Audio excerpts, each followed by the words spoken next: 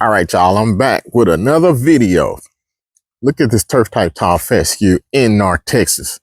This is the best and the worst my yard has looked in a very long time. And I need to explain that. Now, one of the reasons why it's the worst that it has looked in a very long time is because I haven't done anything to it. I had a situation where my sprinkler valve, if you've been following me, you know, been battling with my little sprinklers here for a moment, and it had broken and I didn't fix it. And that was 2 years ago. It was, it happened not last year, but year before last winter, year before last winter. So I didn't do anything to the lawn. Just went through some things, didn't do anything to this lawn. So when I say didn't do anything to this lawn, I mean seriously, no water, no irrigation, no fertilizer, anything. And prior to the sprinkler breaking, I had stumbled upon and trying to use no synthetic fertilizer, none. So I hadn't had synthetic fertilizer on this lawn in a very long time, over 2 years. So I'm straight compost, just compost. So when I'm saying straight compost, I'm talking about a truckload, a yard of compost is what I've been using instead of fertilizer like this. So with that being said, look at how much fescue that is. Look at how much fescue that I have. This is a boatload of turf type tall fescue.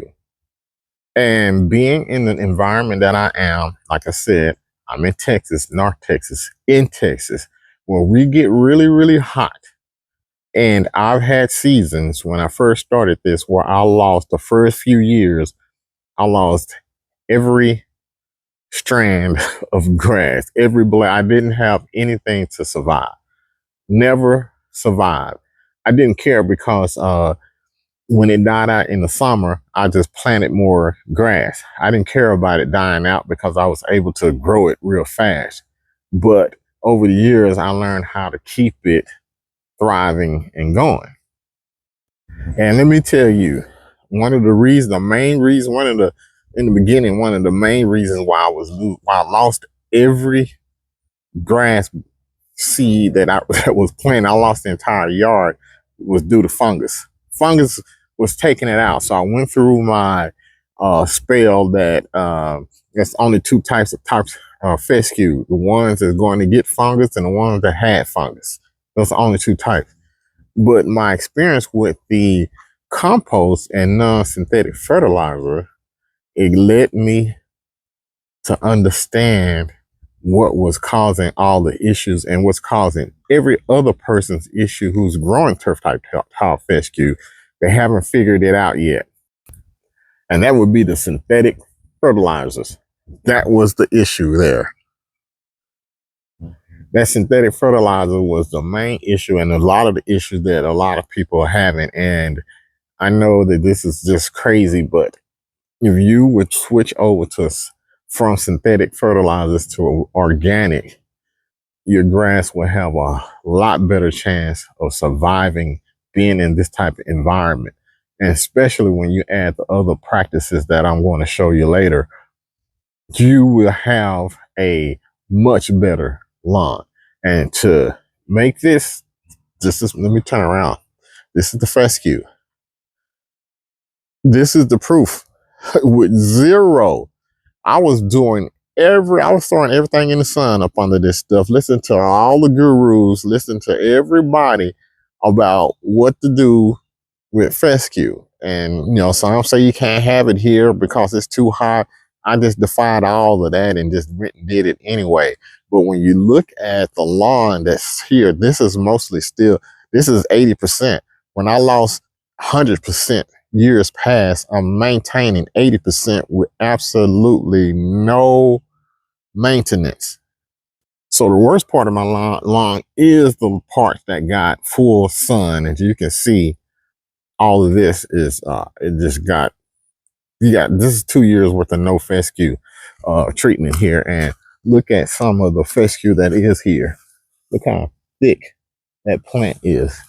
Look how thick that plant is.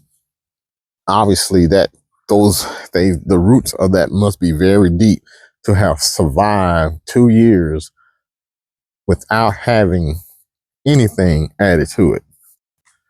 So now it's like, why is this? Well, I can tell you why. When you're putting out synthetic fertilizers, that's a bag of salt, period. When I'm say salt, that's what the minerals that's how they derive, that's how they get the N, P, and K. That's a salt that you're putting out. And the organisms in the lawn, the most beneficial organism in your lawn, can't stand salt. And it doesn't kill all organisms. Some organisms thrive when you put salt on it. And those organisms, like pathogens, like bacteria that cause fungi. Fungus love the salt. That's why they say don't fertilize your lawn when you catch uh, a disease.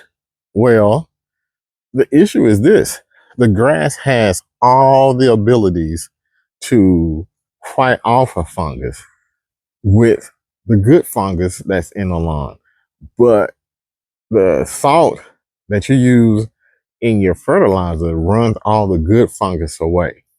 So now you're left with having to battle them yourself. So you have to go and buy stuff like propiconazole and azoxystrobins and all the other type of fungicides that's out there. You're putting out there because you have an imbalance. You have an imbalance um, of microbes in the lawn. You are running them off with the fertilizer. And then on top of that, there's salt in our water.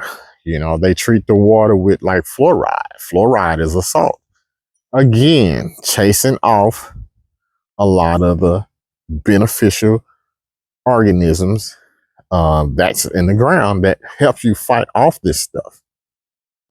Look, I know a lot of guys love your favorite fertilizers, and you're pretty much not going to believe me. So I'm going to get some help. So you don't have to hear it from me. Why don't you hear it from someone else?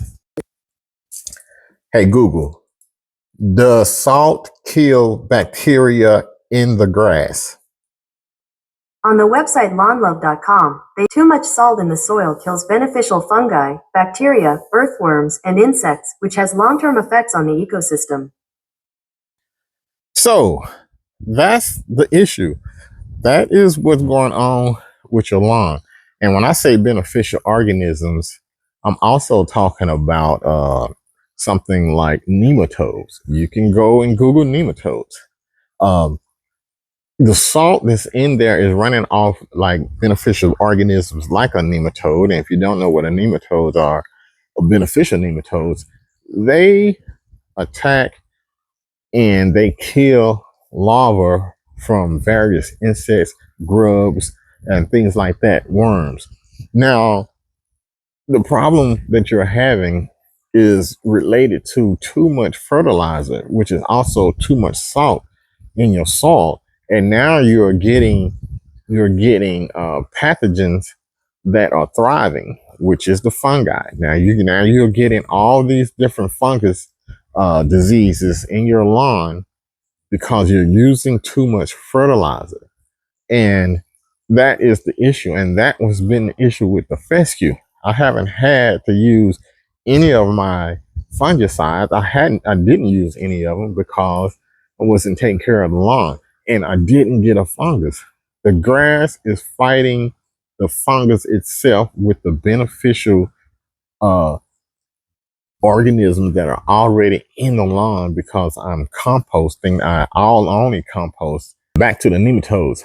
Now the nematodes, they they attack the larvae of the insects and worms and all that other stuff. And then like when you look at a let's say a grub worms, they eat the root of the grass and other various plants.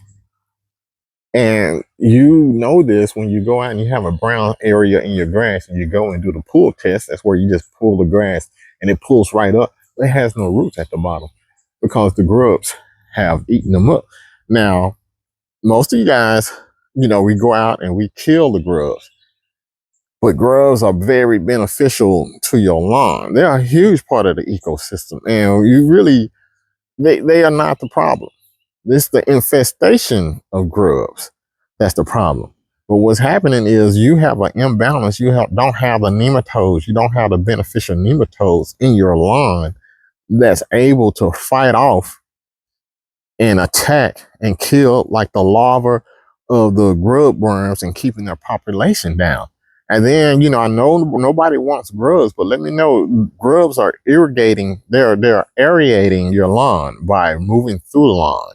They're aerating. And they do eat the grass roots, but something that you probably don't know about roots of grass, they shed. Much like the grass, just much like the trees behind me, they shed their leaves during parts of the year where your grass shed their roots. So who cares if the grubs are eating the roots, but they're going to be shed or they're shedding anyway. They're going to shed the roots. So you don't care. So they provide a beneficial part of the biology of the grass, and they are part of how the grass is able to uh, get the nutrients that it needs. So that's how it is. That's how the grass is maintaining itself, and that's how it fights off fungus the same way, the good bacteria. Now you can go and buy beneficial nematodes. They even sell them on Amazon, but you can get them free inside your compost. This is why compost this is when you start to switch over to organic and go with something like a compost, then you are saving on insecticides and fungicides. You're saving on time because this aeration, you have to put this out here to aerate your lawn because your lawn, it doesn't have the aeration that it would normally get with the movement of the lawn. And also, one of the problems that you're getting with the fertilizer that you're using is thatch. That thatch is because you don't have enough microbes in the lawn to eat the thatch, to dethatch your lawn for you. That's organic. That thatch that's in the ground, that's organic material. That's what you want in your soil. You want organic material in the soil because that's how it all works. But you don't have enough of the organisms in the soil to turn the thatch back into nutrients. Is because you're using too much fertilizer, which is also too much salt in the lawn, compounding it. So, look, I know there's you have to use the correct amount of fertilizer, and you really should adhere to it. It's more beneficial to you. Or you can just not use it at all. It's not really hard. You can just switch over to an organic, using organic fertilizers like Milorganite, or even Flagship has caught on to it. But it's just like Milorganite is just sourced from a different location. But they do have some synthetics in there, but it's not as much as the full-blown synthetic bag of fertilizer. So you can switch over to that. I like to go with the Ewing Irrigation. They have a fertilizer out there. It's chicken manure. Organics, I believe is the name. I go there and pick up a bag of that so I don't have to use synthetic fertilizers. That is the key. That is what I discovered. That's why my lawn is still here after no treatment. That's why the fescue that's there is thick, deep roots. It's just there. So I'm telling you, especially in my area, in an area where you don't really see fescue, one of the key things that you're going to want to do is stop using synthetic fertilizers. Just go to organic and watch the fertilizer and watch your grass take care of itself.